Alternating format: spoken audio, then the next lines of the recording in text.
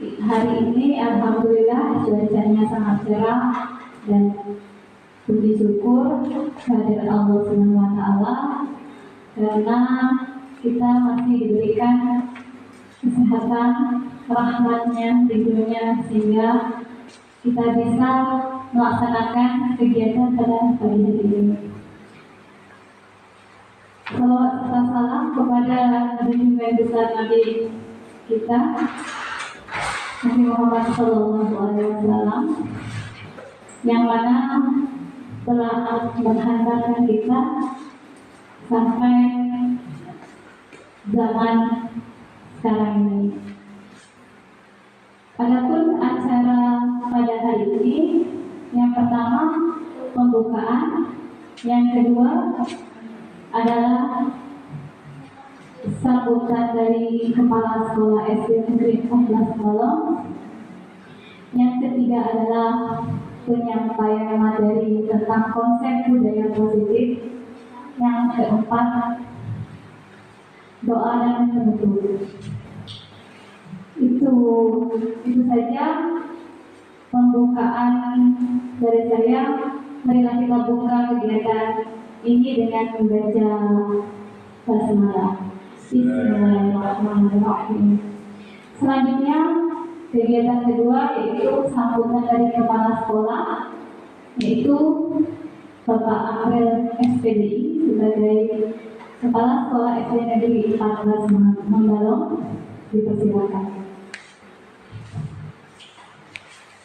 Bismillahirrahmanirrahim. Assalamualaikum warahmatullahi wabarakatuh. Alhamdulillah wassalatu wassalamu ala rasulillah wa ala alihi wa sahbihi ajmain. Yang kami hormati Bapak Ibu, yang guru, wabil khusus guru gerak atau guru gerak TDP, Ibu Tina Adewi. Alhamdulillah syukur pada pagi hari ini bersama hari dalam bulan ini dalam kegiatan guru gerak konsep budaya positif. Salawat dan salam kita sampaikan dan kita kepada kita Muhammad Rasulullah SAW dan keluarganya, para sahabatnya, umatnya, hingga kita mudah-mudahan kita bersama dulu. Bapak Ibu yang kami hormati, kami selaku kepala sekolah selalu mengapresiasi dan menghargai kegiatan PPP oleh kawan kita sendiri yang hari ini dapat menyampaikan tentang konsep budaya positif dan katanya adalah tentang kemajuan apa yang terkait dengan tentunya akan membawa dampak positif bagi khususnya beliau sendiri maupun juga umatnya pada kita guru dan juga pada sekolah dan siswa kita. Maka itu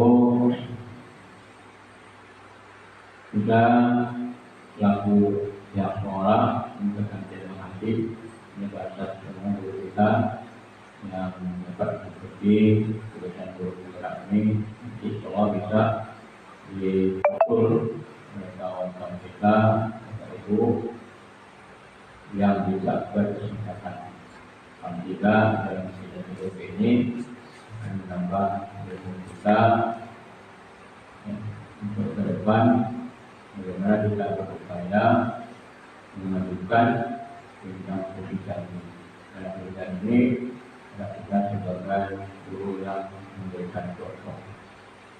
Sekarang ini konsep pendidikan kita memang jauh berubah dari zaman dulu hingga zaman sekarang, yaitu digitalisasi.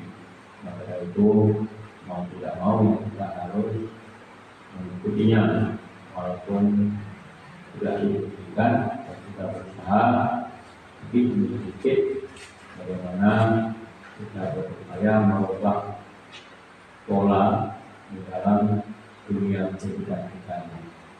Akhir dari itu katakannya adalah bagaimana siswa kita untuk kedepannya mereka lebih baik dan bisa diperlukan kepada.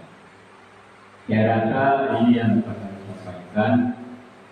Terima kasih pada PGB Universitas Negeri yang telah konsisten terus berusaha maju dan pada dari diri tidak adanya pada bebas pada dirinya. Terima kasih yang dapat saya sampaikan. Jadi akan bisa dilihat. Wassalamualaikum warahmatullahi wabarakatuh. Terima kasih atas sambutan dari Bapak Anggota SPDI. Selanjutnya adalah acara inti kita, yaitu penyampaian tentang materi konsep budaya positif yang akan disampaikan oleh saya sendiri. Baiklah, kita akan memulainya. Sebelumnya saya ucapkan terima kasih kepada Bapak Kepala Sekolah yang telah memberikan kesempatan kepada saya untuk berbagi ilmu sharing tentang budaya positif yang saya dapatkan di pelatihan saya, yaitu sebagai guru penggerak di LMS. Dan hari ini alhamdulillah saya berkesempatan untuk bisa berbagi kepada teman-teman sekalian. Sebelum kita masuk, izinkan saya untuk berpantun terlebih dahulu. Ya, Pak Reno, izin ya Pak Amrin. Sore hari hujan lebat. Cakep. Hujan lebat, basah baju, basah pula sepatu. Terima kasih saya ucapkan kepada Bapak Guru yang hebat karena sudah meluangkan waktu. Oke, itu saja waktu saya untuk pembukaan.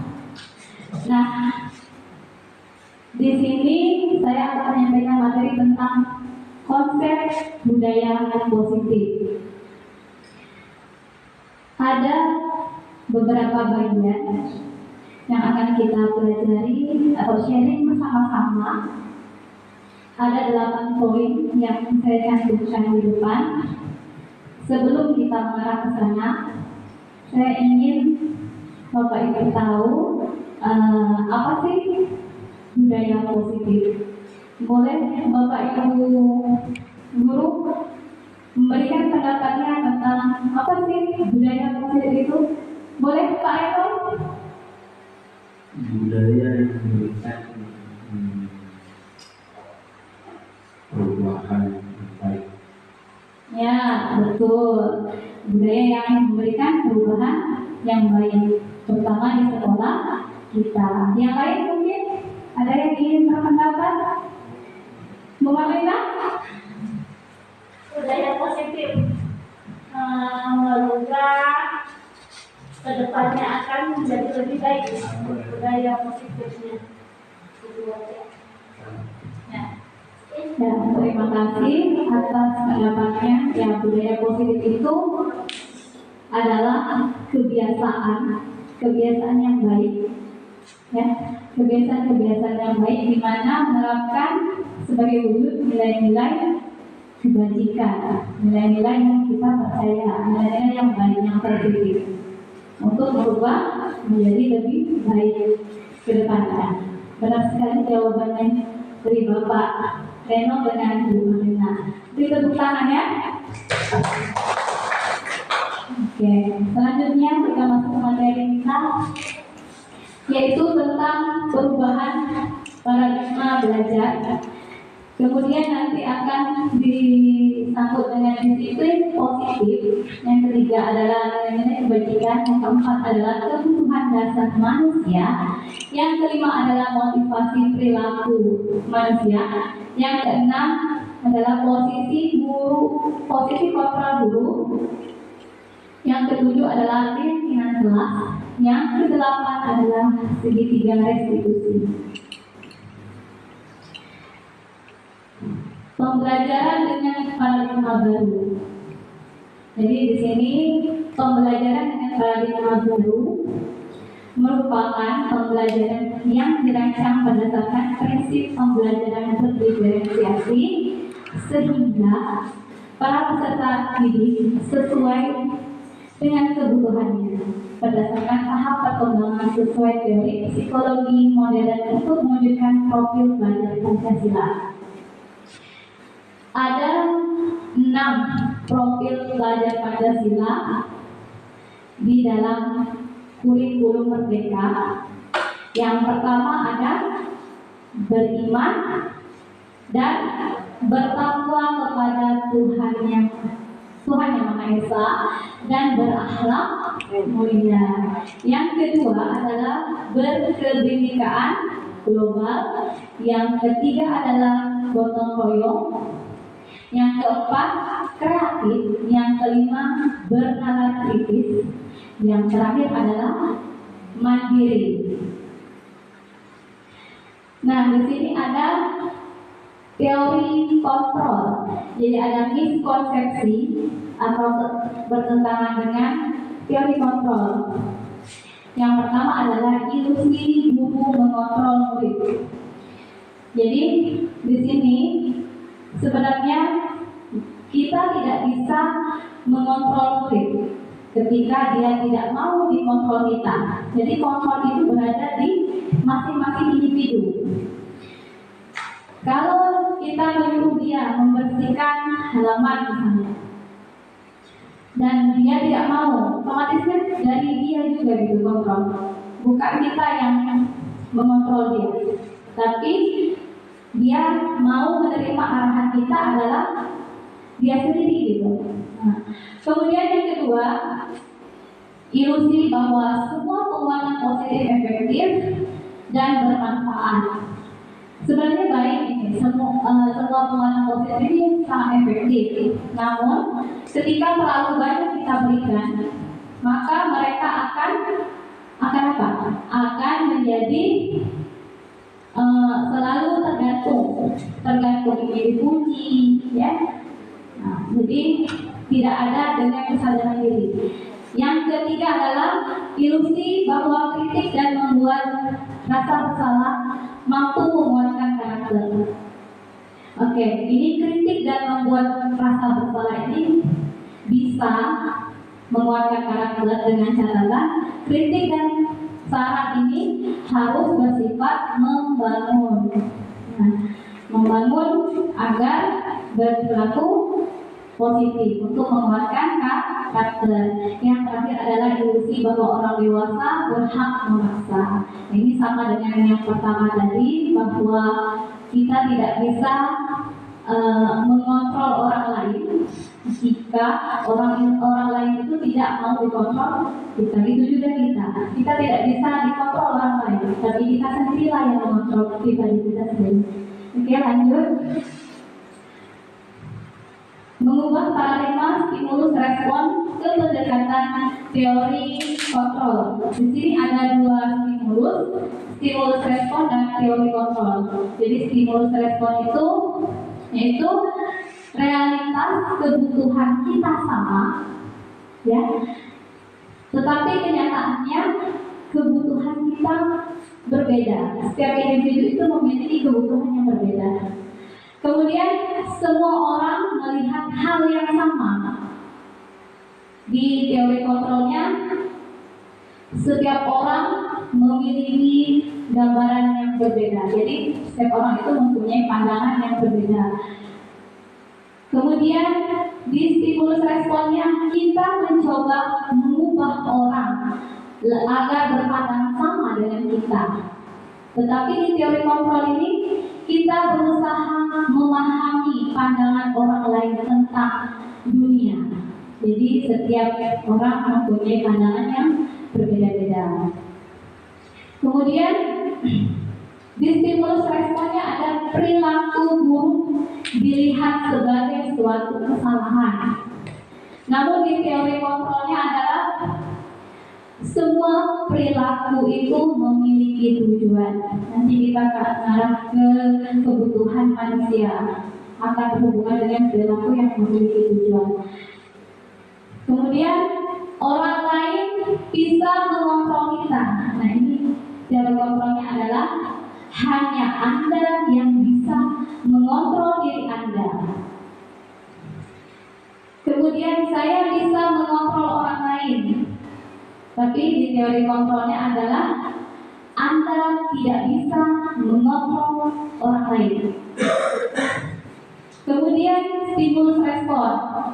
Pemaksaan ada pada saat rujukan gagal. Di teori kontrolnya adalah kolaborasi dan konsensus menciptakan pilihan-pilihan baru. Kolaborasi itu artinya kerjasama. Kerjasama itu dapat memberikan atau menciptakan ide-ide baru daripada kita memaksa atau membujuk. Kemudian di stimulus respon itu ada pemikiran antara menang dan kalah. Ya, ada menang dan kalah. Sedangkan di teori kontrol, model berpikirnya adalah menang, dan menang. Kemudian nilai-nilai kebajikannya ini yang tadi tentang budaya positif. Jadi nilai-nilai kebajikan itu adalah nilai-nilai yang positif, di mana nilai-nilai ini disepakati bersama terlepas dari suku, bangsa, agama, bahasa maupun latar belakangnya. Contoh, nilai kebajikan institusi atau organisasi. Yang pertama yang kita kenal adalah profil pelajar Pancasila. Ada 6, yaitu beriman, bertakwa kepada Tuhan Yang Maha Esa dan berakhlak mulia. Kemudian berkebinekaan global, gotong royong, mandiri, kreatif, dan bernalar kritis. Kemudian dari Ibo Primary Years Program atau PYP itu ada nilai toleransi, rasa hormat, integritas, mandiri, menghargai, antusias, empati, keingintahuan, kreativitas, kerjasama, percaya diri, dan komitmen. Keterampilan hidup atau life skill dapat dipercaya, lurus hati, pendengar yang baik, tidak merendahkan orang lain, dan memberikan yang terbaik dari diri. Nah ini yang disebut dengan kebutuhan manusia.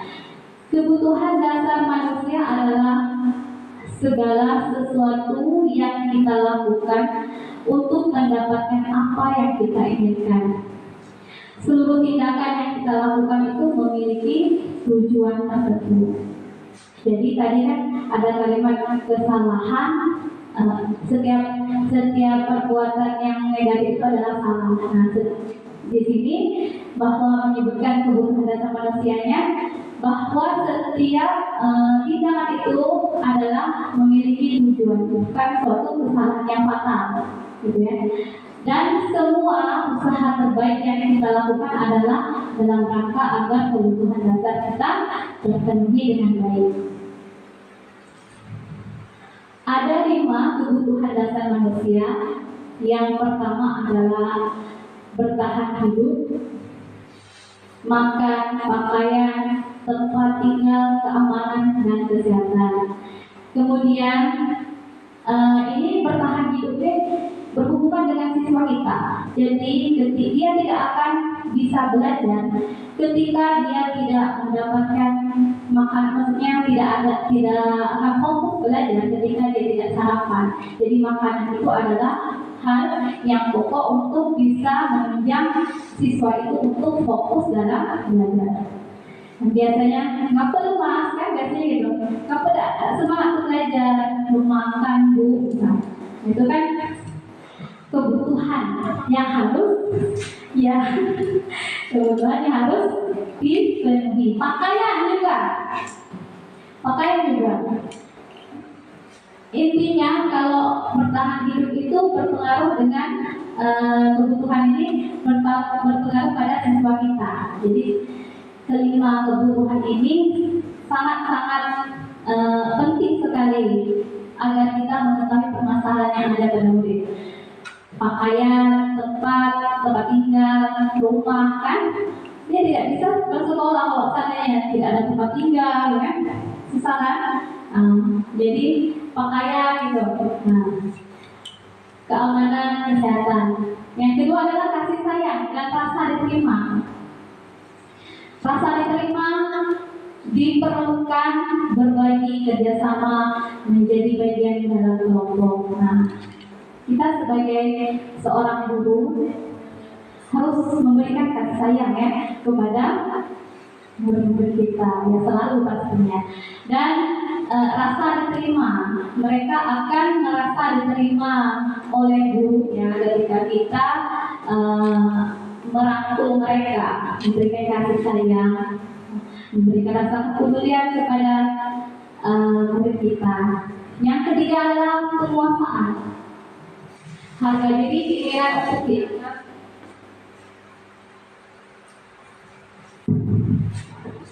Penguasaan, harga diri atau keinginan untuk dianggap, memimpin, berprestasi, diakui, didengar. Jadi penguasaan ini adalah dia ingin murid kita ingin kita menghargainya. Mereka ingin kita menganggap mereka menjadi pemimpin, kemudian mereka juga ingin pasti di dalam dirinya untuk ingin berprestasi. Tinggal kita mengarahkan dia kemana dia maunya, apakah ke bidang akademik atau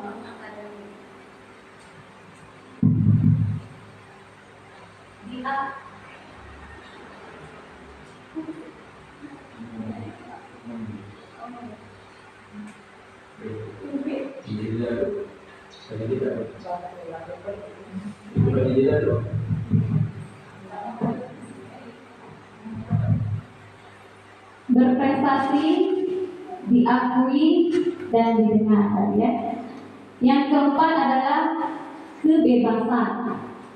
Kebebasan ini mengarah ke mandiri, memiliki pilihan. Jadi mereka sebenarnya ingin memilih sesuai dengan bakat dan minat mereka. Sebenarnya seperti itu, agar mereka bisa mengembangkan potensinya masing-masing. Gitu. Setiap anak itu memiliki kebutuhan yang berbeda-beda. Mencoba hal baru, kemudian mampu mengendalikan arah dirinya. Yang kelima adalah kesenangan. Di sini mereka memang kesenangannya adalah bermain, humor, humor itu tertawa atau senang lah. Ya. Kemudian antusiasme. Nah, itu 5 kebutuhan dasar manusia ini yang mewakili setiap manusia itu memiliki tujuan tentang apa yang mereka, tindakan mereka, tentang perilaku mereka. Jadi anak yang berbuat salah itu kita harus menggali apa kebutuhan dasar apa yang mereka kurang. Jadi kita bisa, oh seperti ini, oh sepertinya aku kurang kasih sayang gitu, atau kurang kesenangan gitu ya, seperti itu.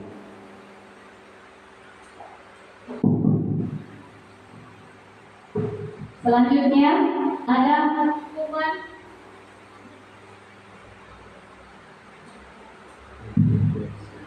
Ada hukuman, konsekuensi, dan restitusi. Nah, ada 3 di sini ya, yang mungkin Bapak Ibu dan saya sendiri juga pernah melakukannya ketika anak melakukan kesalahan. Yang pertama adalah hukuman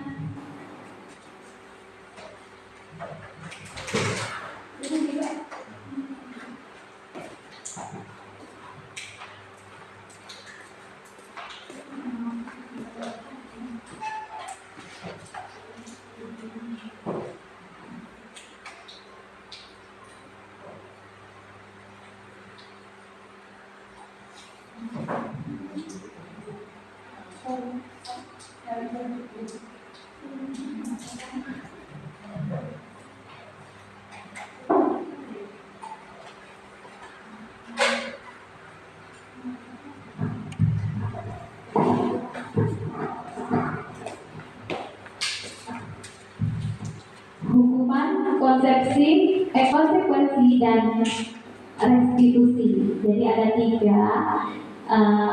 perlakuan yang kita lakukan ketika anak berbuat kesalahan. Yang pertama, hukuman. Hukuman ini berbeda dengan konsekuensi ataupun restitusi. Jadi hukuman adalah yang pertama adalah tidak terencana, jadi langsung keliling lapangan. Misalnya saat ini dia tidak memakai baju perlengkapan, misalnya pas pacaran keliling lapangan, seperti itu 2 kali 3 kali mungkin gitu ya hukuman. Kemudian murid tidak tahu apa yang akan terjadi. Mereka maksudnya ketika murid berbuat salah, ini hukumannya diberikan satu ini hukuman dari bapak ibu, karena bersifatnya satu arah, yaitu hanya diketahui oleh orang yang akan diberi orang yang akan menghukum gitu. Kemudian yang ketiga, hukuman itu pasti fisik bisa, psikis juga bisa. Jadi hati ataupun sikap ya ataupun fisik yang ada pada anak pasti akan terasa gitu ya. Kemudian ada namanya konsekuensi. Jadi ini terencana atau disepakati sesuai peraturan. Nah ini kita punya peraturan, kemudian kita sepakati, kemudian dia tahu apa yang akan terjadi ketika dia melanggar. Yang kedua adalah murid tetap dibuat tidak nyaman.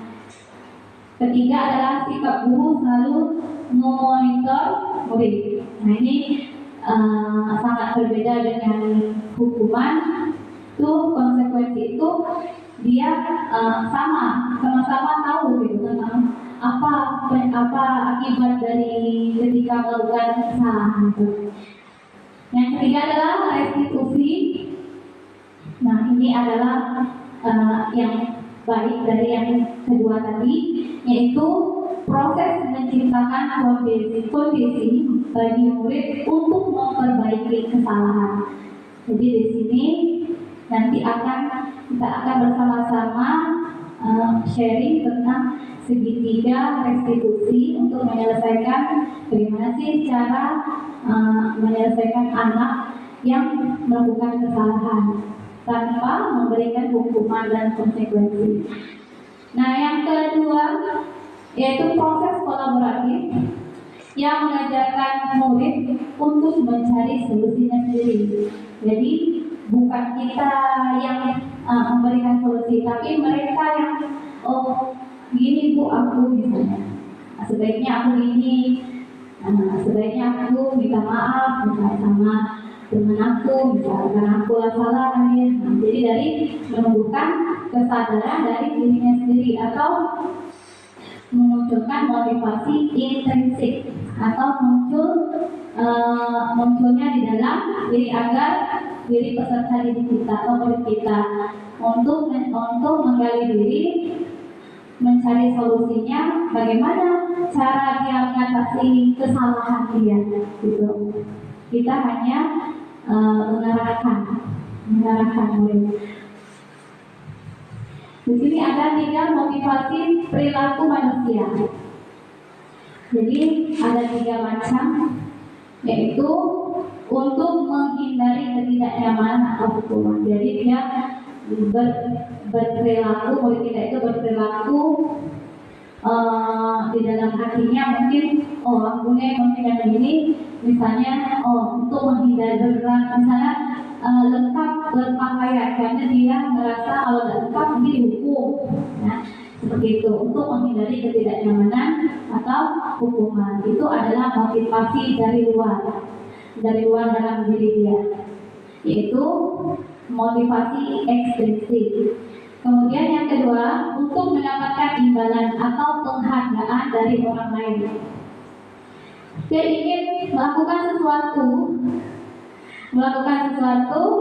untuk dihargai dari gurunya, dihargai atau mendapatkan penghargaan dari orang lain, yaitu motivasi ekstrinsik. Kemudian yang ketiga adalah untuk menjadi orang yang mereka inginkan dan menghargai diri sendiri juga dengan nilai-nilai yang mereka percaya, yaitu motivasi intrinsik. Nah, inilah yang paling baik.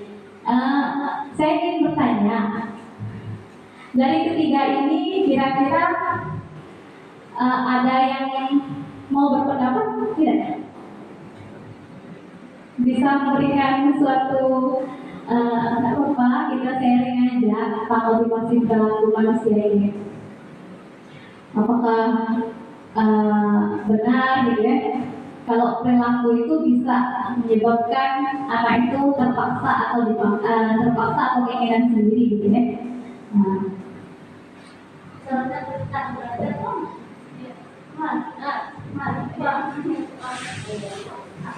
Dan saya sebagai wali kelas 3 ya, ini aku saya tanyain sama Ibu Indah.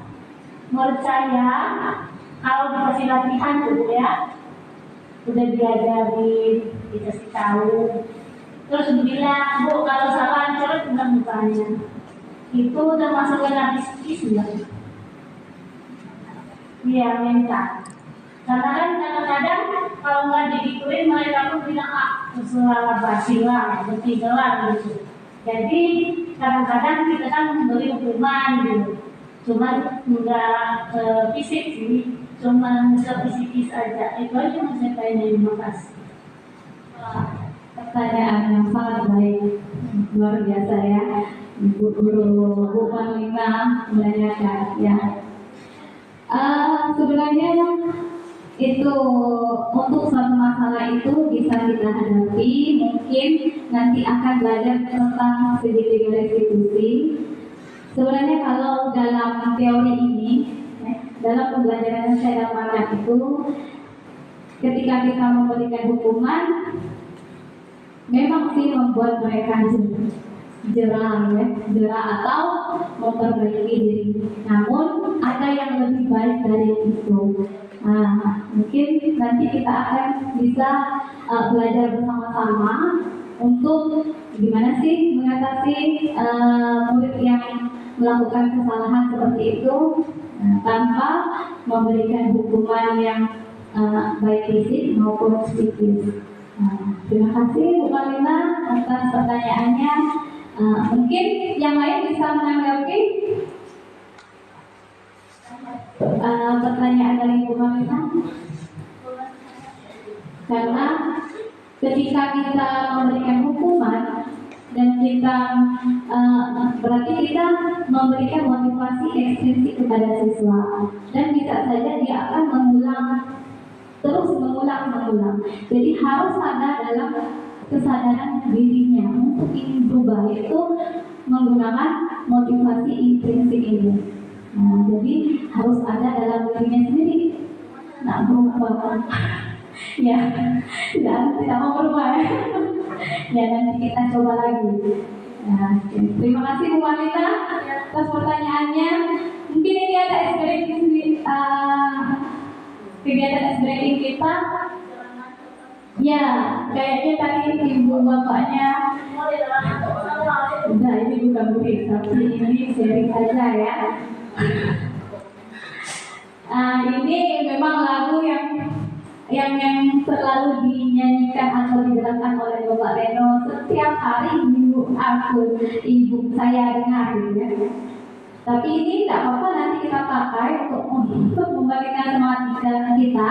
Kemudian nanti ada ice breaking yang keduanya, nanti akan berbaris. Boleh minta berdiri dulu sebentar ya Bapak ya, Pak Amsil.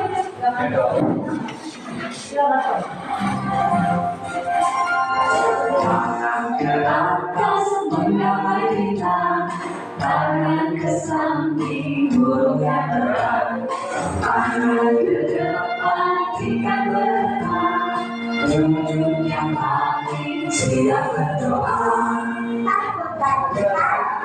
diputar. Dulu tangan di gunung, bulan melihat di pangkat pundak, kanan kiri atas bawah, ia berdoa. Satu jari kanan, satu jari kiri, kamu menjadi dua. Dua sepatah wajah, jari kanan, dua jari kiri, kamu menjadi tempat. Dua kamera, tiga jari kanan, tiga jari kiri, kamu menjadi tempat. Dua penari, empat jari kanan, empat jari kiri, kamu menjadi delapan. Dua telinga, lima jari kanan, lima jari kiri, kamu menjadi 10. Siap berdoa. Oke, terima kasih. Ya, mungkin menggerakkan otot-otot yang seharusnya olahraga ya tadi, tapi dipakai untuk kegiatan yang baik ini. Oke, mungkin ice breaking kita itu boleh nanti berdiri Bapak Ibu Aika pasang-pasangan. Nanti Bapak ambil pasangan itu boleh pasang-pasangan. Silakan berdiri dulu, berjejer di sini. Ya, cari pasangannya. Yang kedua, berdiri kedua. Ada ballpoint mungkin? Atau sepatu lah, salah satu. Pinjam. Ya, sendal boleh, sepatu boleh. Ya, satu aja ya. Kemudian berpasangan berhadapan-hadapan. Berhadapan-hadapan. Ini pasangan siapa? Pak Amril. Ya.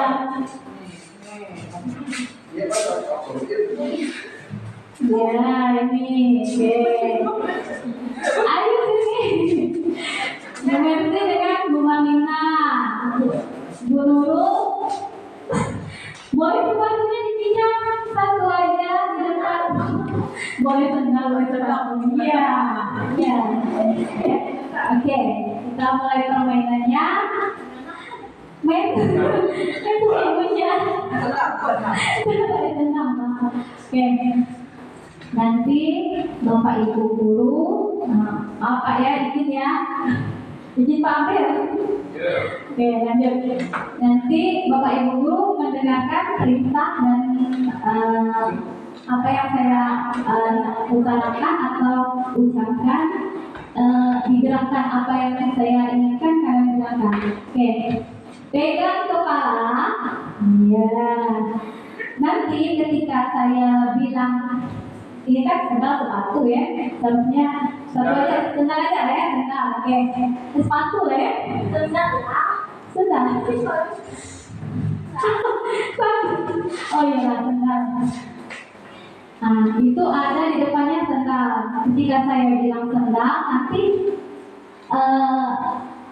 Ibu Bapak Guru mengambil, jadi itulah penenangannya. Siapa yang mengambil duluan itu adalah oke, tangan, oke, kepala, pundak, lutut, kaki. Saya bilang sendal kan? Nah, kalau udah sendal ya ulang. Oke, kepala, pundak, lutut, kaki harus diulang. Ayo diulang lagi. Pundak, lutut, nutella. Kaki, pundak, lutut. Berdiri, senang.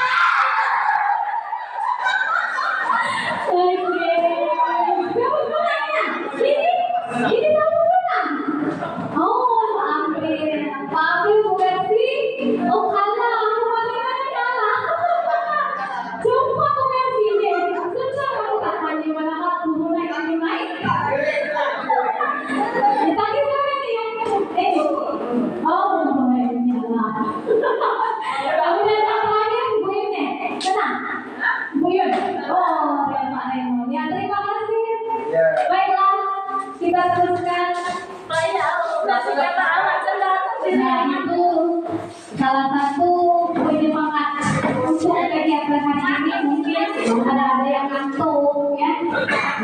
jangan sampai ya. Nah, kemudian setelah stretching mungkin matanya bisa fokus lagi melakukan sharing. Nah, kita lanjutkan.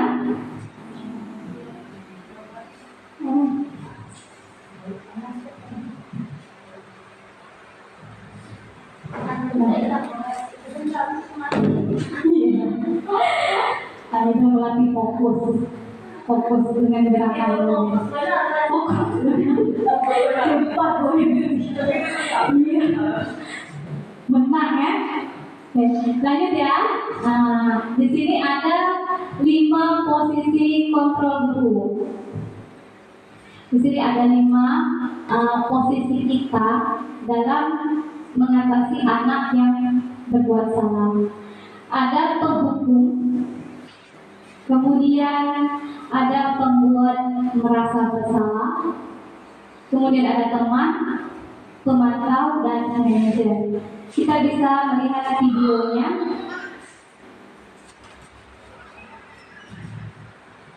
Lima posisi kontrol itu adalah 1. Posisi penghukum, 2. Posisi pembuat merasa bersalah, 3. Posisi teman, 4. Posisi pemantau atau monitor, dan 5. Posisi manajer.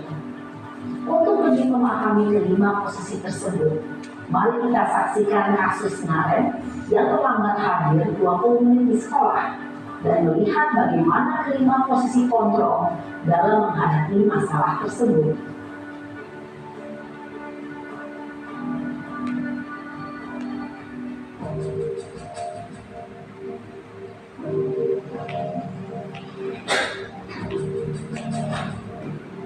Posisi sebagai penghukum. Larang gurunya.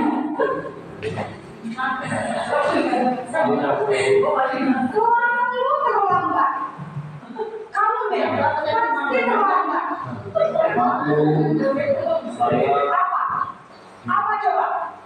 Alasan kamu apa lagi? Kapan sih kamu tidak terlambat?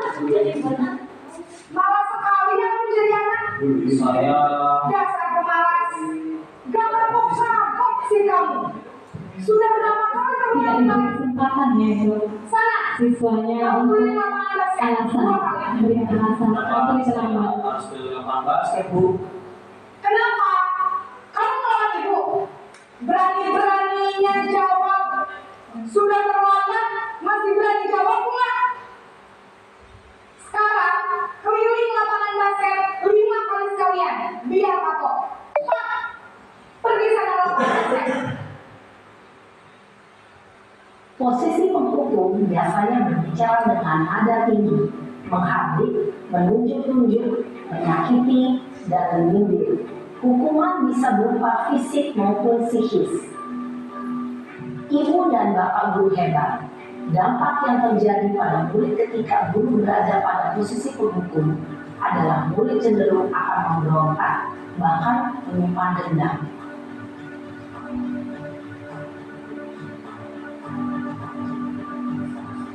Nah, ini posisi pembuat merasa bersalah.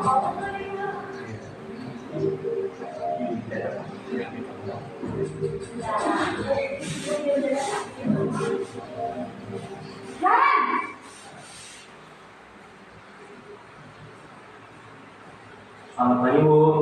Naren, kamu kenapa terlambat lagi, nak? Ya Tuhan, Naren. Kamu senang ya bikin ibu susah ya? Kalau kamu terlambat lagi, nanti ibu yang ditegur bapak kepala sekolah, nak. Disangka ibu tidak bisa membina kamu. Duh, gimana ini? Maaf, Bu. Aduh, sedih Naren. Kamu suka ya kalau ibu tegur bapak kepala sekolah? Terus, sekarang ibu harus tulis apa yang ibu absen? Ini kamu sudah sering terlambat loh. Ibu harus apa coba? Maaf, Bu. Maaf. Ya sudah, lain kali jangan bikin susah lagi ya nak ya. Ibu tidak akan apa lagi kalau kamu begini terus. Bisa jantungan kau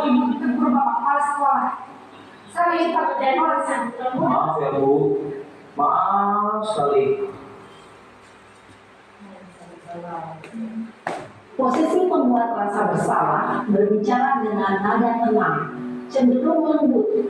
Namun kata-kata yang diutarakan membuat murid merasa menjadi orang yang gagal, memandang buruk dirinya sendiri, merasa tidak berharga, dan tidak sanggup membahagiakan orang lain. Ketika guru mengambil posisi pembuat rasa bersalah, murid akan menganggap dirinya yang bersalah dan ia akan menyimpan emosi negatif tersebut di dalam dirinya.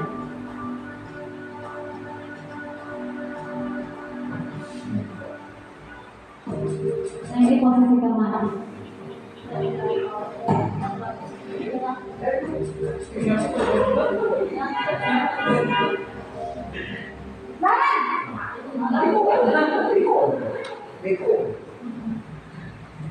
Selamat pagi, Bu. Wah, sudah jam berapa ini, Nak? Terlambat lagi ya, sayang. Iya, Bu. Habis ibu saya lupa bangunkan saya, Bu. Kamu malah menyalahkan ibu kamu. Kamu bukan nyalakan hatinya paling kencang. Kok terlambat sih? Iya, Bu. Saya memang lambat bangun tadi. Jadi biarpun saya rincang, tetap nggak kekejar, Bu. Ya sudah sana. Nanti lain kali larinya lebih kencang lagi ya. Biar gak terlambat lagi. Bikin seneng ibu. Demi ibu. Bisa kan? Itu ada Bisa, kata-kata. Bu. Karena sebagai teman, Masukkan sana ke sekolah. Ibu beresin urusan absen kamu. Kamu ini ada-ada saja. menganggap gurunya sebagai teman. Dalam posisi kemarin, guru berbicara dengan nada suara ramah, akrab, cenderung bersenda gurau untuk menjaga suasana tetap santai. Murid akan merasa senang, aman, dan akrab dengan guru. Identitas yang tercipta adalah identitas sukses atau berhasil. Namun, perlu diingat, karena ini masih dorongan eksternal, maka ada faktor ketergantungan dari murid kepada orang tertentu. Di sini, guru absennya, sehingga di lain waktu, murid bisa berperilaku baik, namun hanya kepada orang-orang tertentu saja.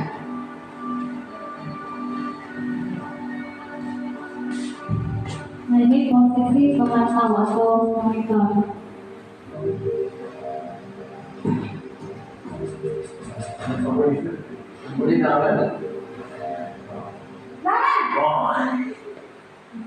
Nggak boleh dilakukan di Selamat pagi, Bu.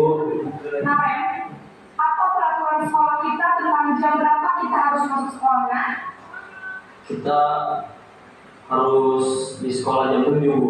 Iya, betul. Sekarang sudah jam 7.20. Kalian sudah tahu konsekuensinya jika terlambat hadir.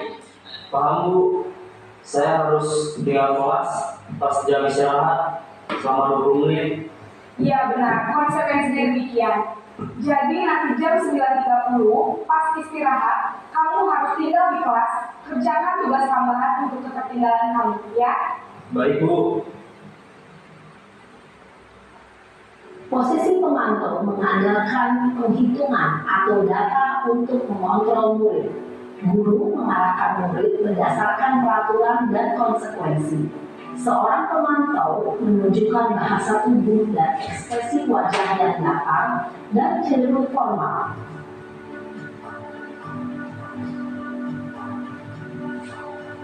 Terakhir, posisi manajer. Nah, ini adalah posisi yang terbaik dari yang keempat tadi.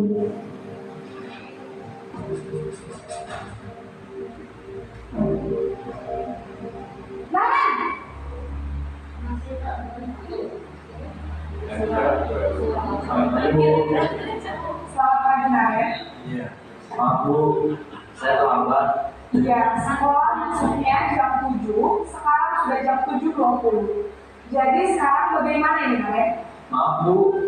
Saya lupa alarm saya semalam. Baiklah, menurut kamu, keyakinan sekolah yang mana yang perlu kamu tingkatkan? Menghargai diri sendiri dan orang lain mungkin, ya, Bu. Setuju. Jadi, apakah Naren meyakini prinsip saling menghormati tersebut? Iya, Bu. Saya meyakininya. Apakah Naren bersedia memperbaiki masalah keterlambatan ini? Bersedia, Bu. Bagaimana kamu akan perbaiki masalah keterlambatan ini? Saya akan coba untuk tidak lupa menyetel alarm saya, Bu. Baik, kalau kalian lupa menyetel alarm di rumah, ada orang yang kira-kira bisa bantu mengingatkan tidak? Ada, Bu. Kakak saya, Kak Emma. Ada lagi Lagi mencari solusinya untuk menyelesaikan masalah. Ada ibu saya. Baik, jadi yang mengingatkan Arek adalah Kak Emma dan ibu kamu ya. Kira-kira akan mulai set alarm kapan nih, Naren? Setelah pulang sekolah, akan segera saya lakukan. Baik, jadi Naren akan setel alarm untuk bangun besok pagi dan akan diingatkan oleh kakak dan ibunda Naren ya. Ada lagi yang mungkin perlu dilakukan Naren agar tidak terlambat bangun lagi. Tidak ada, Bu. Baik Naren, terima kasih untuk kerjasama kamu. Sekarang kamu perlu kembali ke kelas untuk belajar. Baik, Bu. Terima kasih. Posisi manajer adalah posisi kontrol yang disarankan untuk membimbing murid memiliki sikap disiplin yang positif, yaitu murid yang mandiri, bertanggung jawab, dan dapat memecahkan masalah. Tujuan dari posisi ini adalah agar murid dapat berefleksi atas tindakannya. Guru akan dengan tulus memberikan pertanyaan-pertanyaan bermakna, sehingga membuat murid dapat belajar dari kesalahannya dan mencari sebuah solusi untuk menyelesaikannya. Ibu dan bapak guru hebat, setelah mengamati adegan kelima posisi kontrol tadi, kira-kira posisi mana yang paling ideal? Posisi mana yang dapat menunjang motivasi intrinsik murid? Ya. Oke. Baiklah, posisi itu ada pertanyaan posisi mana yang dapat menunjang motivasi intrinsik murid. Jadi menurut Bapak Ibu, kira-kira dari kelima posisi kontrol tadi, yang mana yang baik? Boleh memberikan pendapat? Silakan. Oke, Bu Mercy, silakan. Setelah saya amati sedikitnya dari keluar tadi, yang paling terakhir tadi Bu Ina, iya. Terus bedanya, kalau ini memang beda Bu ya. Tadinya itu kan anak laki-laki tadi Bu ya. Nah, kalau anak laki-laki dan perempuan itu sama beda, tapi sih tidak kebanyakan Bu Ina. Yang memang itu anak laki-laki Bu Ina. Susah bangun pagi. Tapi sih tidak semua.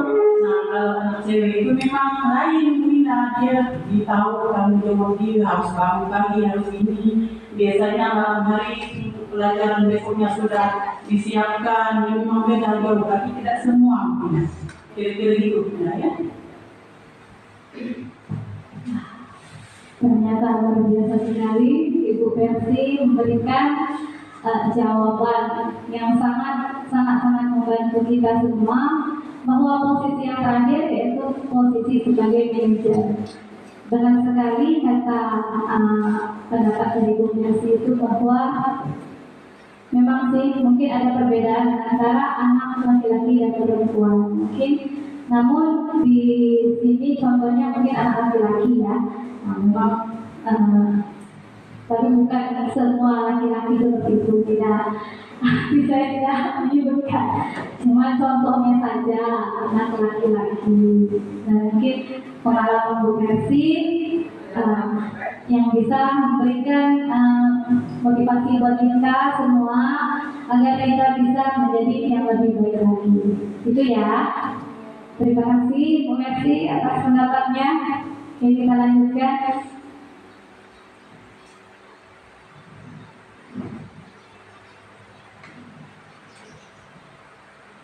Nah, tadi ada penghukum, ada pembuat rasa bersalah, teman, pemantau, dan manajer. Kita bisa bertanya pada diri kita sendiri. Kita termasuk yang mana? Tidak menutup kemungkinan mungkin saya sendiri juga pernah melakukan menjadi penghukum, mungkin waktu di SMA dulu ya, karena muridnya luar biasa, sangat tidak bisa dikontrol. Jadi atau yang kedua, membuat rasa bersalah. Bisa juga kita pernah mengalaminya, atau bisa juga sebagai teman kita menganggap murid kita sebagai teman kita, teman curhat, tentunya teman Tergantung kondisi. ya bisa. Atau yang keempat itu Kondisi yang dihadapi. ya, yang keempat itu posisi pemantau. Nah, pemantau ini mungkin dari yang 1, 2, 3 mungkin memantau lebih di atasnya. Pemantau itu dia tidak memberikan penghukum atau menghukum siswa, namun dia memberikan konsekuensinya, ya, terhadap apa yang mereka lakukan. Konsekuensinya kesepakatan antara kedua belah pihak. Nah, yang tadi yang kedua tadi kan dia motivasi berasal dari eksternal atau motivasi dari kita, ya. Jadi karena tidak takut dimarahi kepala sekolah kan, ya. Contohnya. Yang kelima itu manajer, yang dijelaskan dari Bu Mercy tentang posisi yang terbaik itulah di mana kita mendapatkan posisi sebagai manajer. Mungkin kita termasuk saya sendiri bukanlah orang yang sempurna, ya. Semuanya butuh proses. Mungkin setelah belajar dari menjadi seorang CGP, mungkin banyak perlu yang saya pelajari, dan mungkin Bapak Ibu guru juga bersama-sama kita memperbaiki diri kita sendiri, gitu. Menjadi yang lebih baik. Nah, ini contohnya. Tadi contoh sudah, ya. Nah, penghukum, ya, tidak siswa tidak memakai atribut lengkap saat upacara bendera. Hormat bendera selama 1 jam. Nah, itu adalah posisi penghukum. Membuat merasa bersalah. Berapa kali ibu harus memberitahu kamu selalu saja mengecewakan, nadanya tenang, tidak ada marah-marah seperti yang menghukum. Kemudian yang ketiga itu, ayo dong ikuti aturan sekolah, tolong bantu ibu, ya. Sekali ini ya sudah, tidak apa-apa, lain kali jangan sampai berbuat seperti ini lagi, ya. Belum ada solusinya, itu cuma memaafkan untuk sementara karena dia merasa berteman dengan siswa. Yang keempat tadi, kamu sudah melanggar peraturan sekolah. Kamu tahu konsekuensinya. Setelah upacara kamu beri atributnya ke koperasi, dan jangan diulang lagi, ada konsekuensinya terhadap apa yang dilanggar. Oke. Kemudian inilah pemantau yang ada dalam manajer. Jadi mencari solusi, ya, terhadap permasalahan dan memperbaiki kesalahannya. Kira-kira bagaimana kamu memperbaiki kesalahanmu? Nah, gitu. Bisa, ya, 5 ini tergantung dari kemarin kita memposisikan diri kita seperti apa. Nanti mungkin kedepannya kita bisa mengarah ke manajer, posisi manajer atau posisi yang terbaik. Nah, ini ada sedikit pertanyaan, posisi kontrol. Apakah aku? Kan ada kalimatnya tuh. Kamu tidak pernah benar melakukannya. Kira-kira posisi kontrol apa, ya? Boleh berpendapat, Bapak Ibu? Oh ya, menurut. Ya.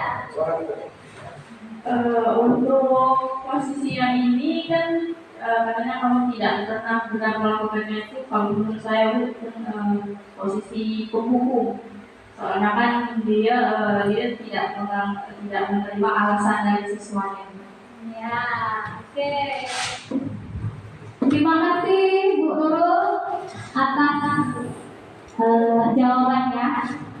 Ya, benar sekali, ya, jawaban dari Bu Nurul bahwa kamu tidak pernah benar melakukannya. dua-duanya. Itu posisi walaupun hanya kalimat, tapi kita bisa membacanya dengan nada tinggi atau rendah. Kalimat ini mengarah ke posisi penghubung. Ya, benar. Oke, lanjut.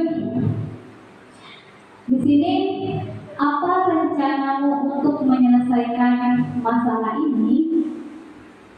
Boleh memberikan jawaban Bapak Ibu guru? Bu ya?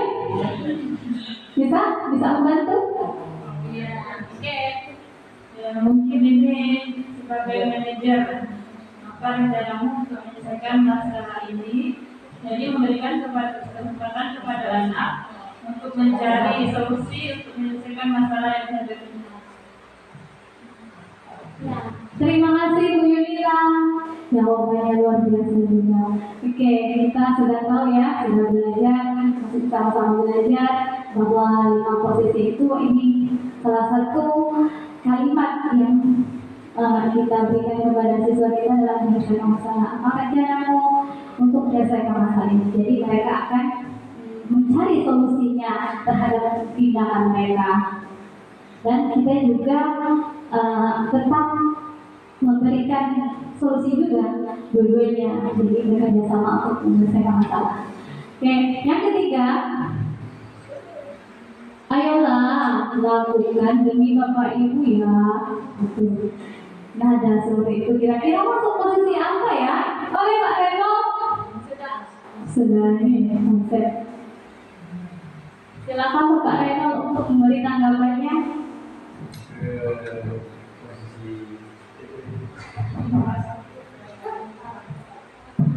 Ya, posisi rasa bersalah. Ya. Tadi kan di dalam iklan tadi ya bahwa guru minta muridnya supaya berubah agar muridnya itu tidak membuat gurunya bersalah dan barangnya sekolah. Ya. Berarti langsung dia. Waduh.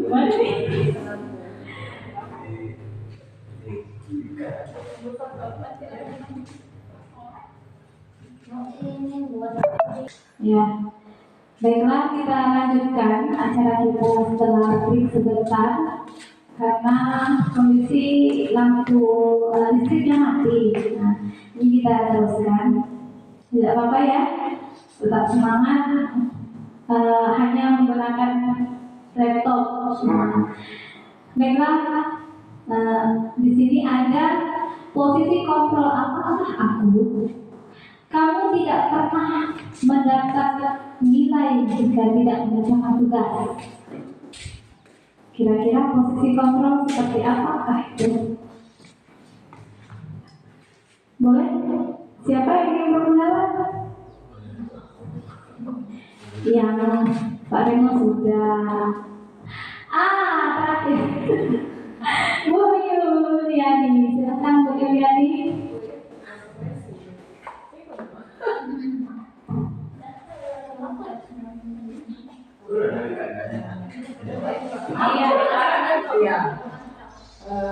Fungsi kontrol konsekuensi karena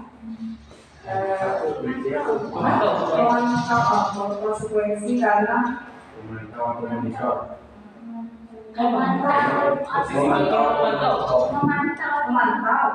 konsekuensi.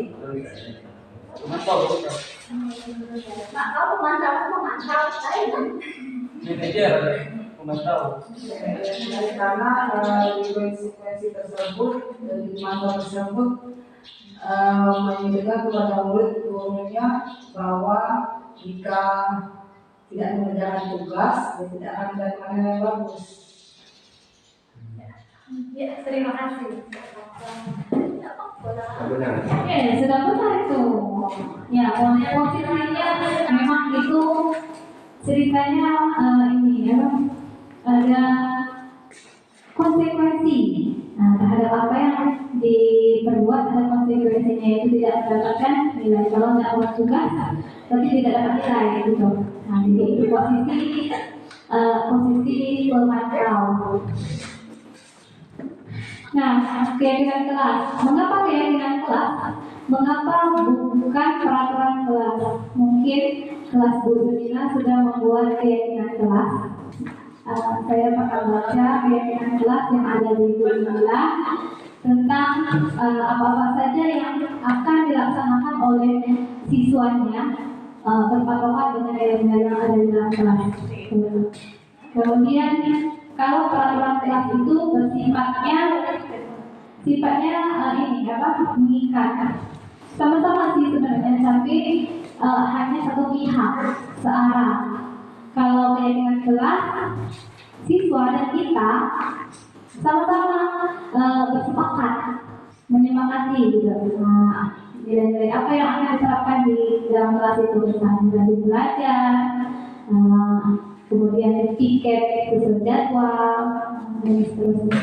Nah, jadi ada satu bersifat abstrak, dua berupa pernyataan universal, tiga dibuat dalam pernyataan positif, empat sedikit saja agar mudah diingat.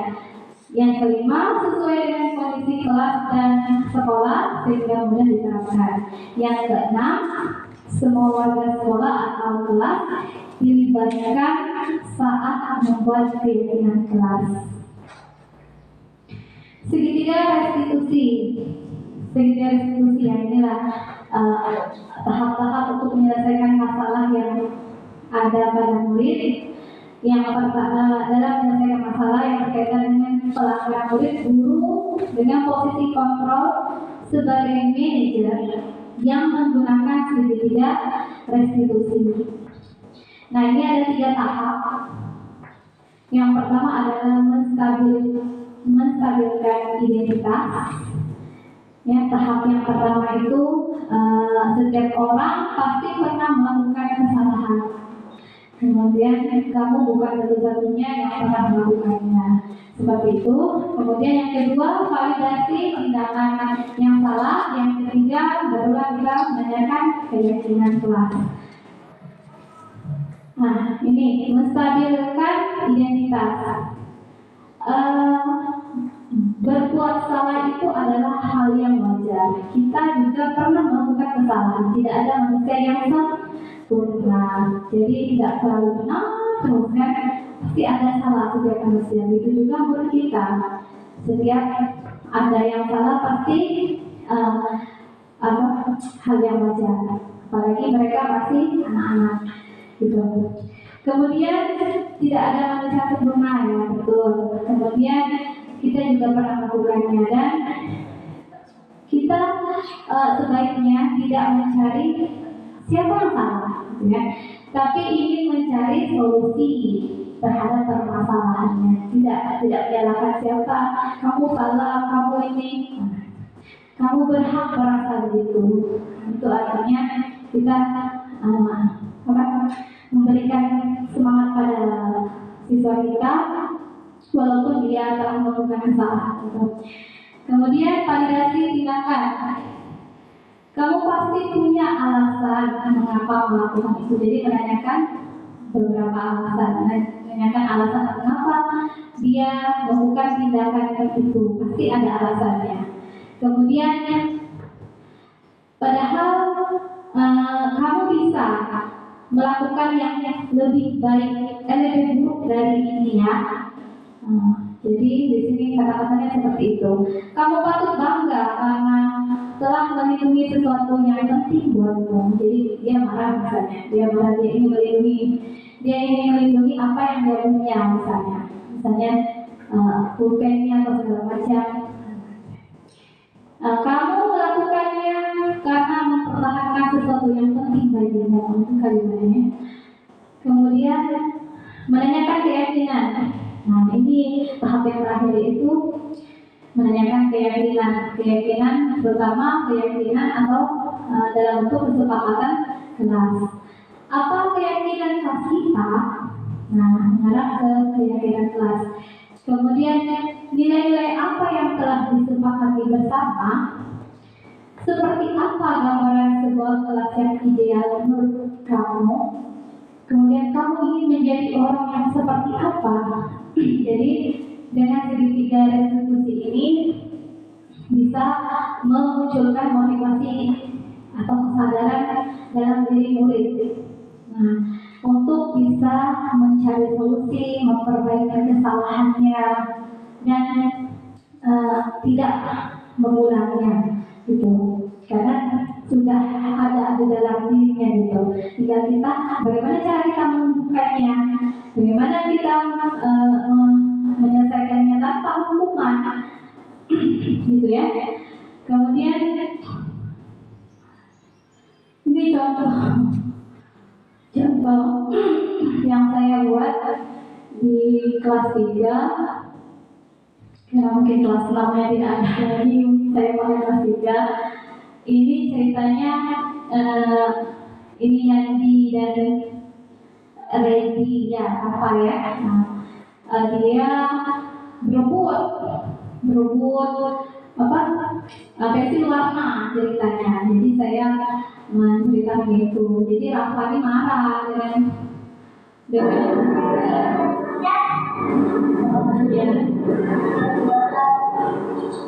Sering ya, biasanya cuma yang saja mewarnanya. Aktingnya kurang, tapi itu banyak luar biasa. Kata Bang kita memang sering ya terjadi. Nah, itu kasusnya. Ada 2 sih kemarin kasusnya, ada kasus yang tidak buat kayak. Nah, ini saya mencoba menerapkan segitiga restitusi walaupun belum sempurna ya, tapi saya berusaha memposisikan diri saya sebagai manajer untuk menyelesaikan masalah yang ada.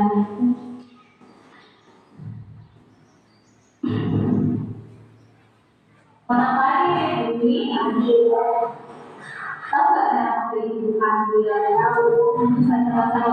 sama terus stabilkan identitas ya.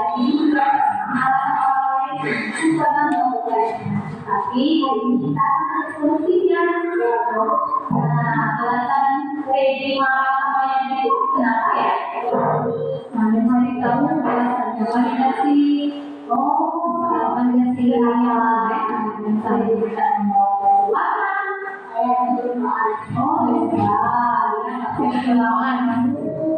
saya apa ya? Ketika marah dengan Reddy, dari itu. Nah, kita tetap Reddy pada dia waktu dia marah ya. Tadi,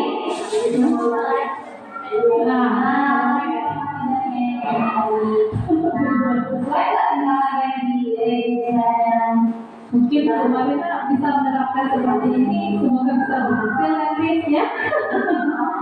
Saya juga masih belajar kemarin, tidak ya? Karena kita itu kemarin tidak lagi kita harus saling menyayangi dan menghormati sama kelemahan. Sedangkan jadi melakukan perbaikan bersedia. Kemudian apa yang Reddy lakukan? Menanyakan dia dengan minta maaf dengan Reddy. Reddy ada solusinya sendiri. Oh minta maaf, ternyata kan kita kasih walaupun sudah ada teksnya ya sekali ya. Ya. Kalau kita lakukan hari ini ya, kemudian kedepannya jadi mau jadi yang apa? Yang tanggung jawabnya, yang tanggung jawab ya, pintar. Terima kasih Reddy. Nah, mungkin itu contoh yang saya buat di sekolah kita. Alhamdulillah sudah selesai. Oke, beri tepuk tangan untuk kita semua. Ya, terima kasih atas kesempatan atau luang waktu kita bisa menyelesaikan seri kita tentang budaya positif. Semoga kita semua bisa memperbaiki atau berubah yang lebih baik untuk kedepannya. Dan ada pantun sedikit dari saya untuk penutupnya. Izinnya Pak Reno. Saya juga baru belajar Pak Reno. Oke. Baju batik, baju batik kita pakai. Oke, baju batik banyaklah motif. Ingin dipakai, bukan hari Jumat ya, ingin dipakai hari Rabu. Hari ini kita sudah melakukan sharing budaya positif. Semoga di akhir kegiatan ini kita bisa merubah sekolah kita untuk maju. Mungkin saya mohon maaf, lebih kurangnya saya mohon ampun kepada Allah SWT. Apabila ada kata-kata yang salah dikira di hati Ibu Bapak, saya minta maaf yang sebesar-besarnya. Manusia tidak luput dari kesalahan. Nah, mungkin itu.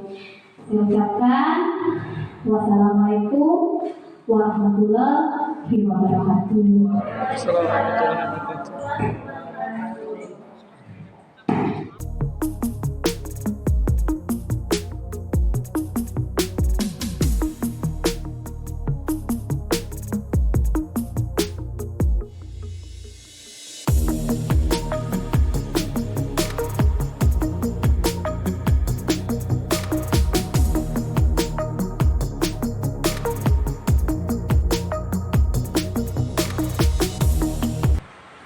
Assalamualaikum warahmatullahi wabarakatuh. Waalaikumsalam warahmatullahi wabarakatuh. Selamat pagi anak-anak. Pagi, Bu. Kalian berdoa dulu ya. Selamat pagi.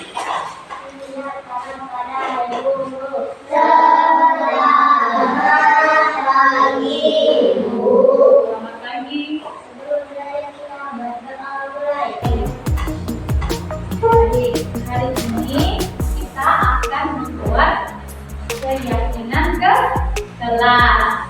Jadi di kelas 3 ini kan kita belum membuat keyakinan kelas. Jadi hari ini kita akan membuat keyakinan kelas. Ada yang tahu keyakinan kelas itu apa?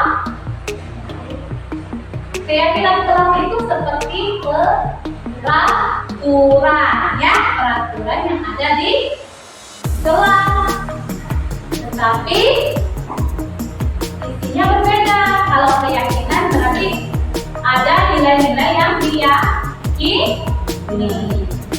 Di dalam keyakinan kelas nanti yang kita buat itu berupa kalimat yang baik, ya, kalimat yang baik yang mudah diingat, kalimat yang positif, ya, positif. Nah, anak-anak itu nanti kita akan membuat keyakinan kelas dengan menerapkan nilai-nilai dengan menggunakan kalimat-kalimat yang baik dan positif. Misalnya apa? Misalnya tidak boleh mencontek. Tidak boleh mencontek kalau undangannya, ya kan? Nah, itu apa? Kalau di dalam kalimatnya berarti jujur dalam ulangan misalnya.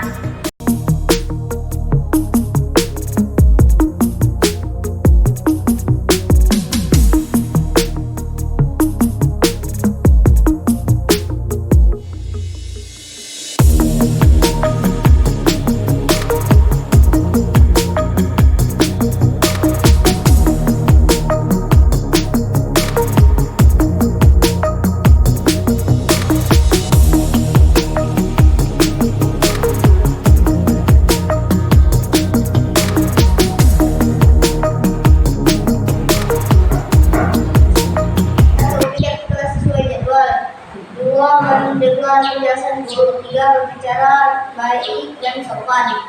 4. Berdoa belum dan sudah belajar. 5 datang tepat waktu. 6 menghormati dan menyayangi sesama teman. 7 rajin belajar.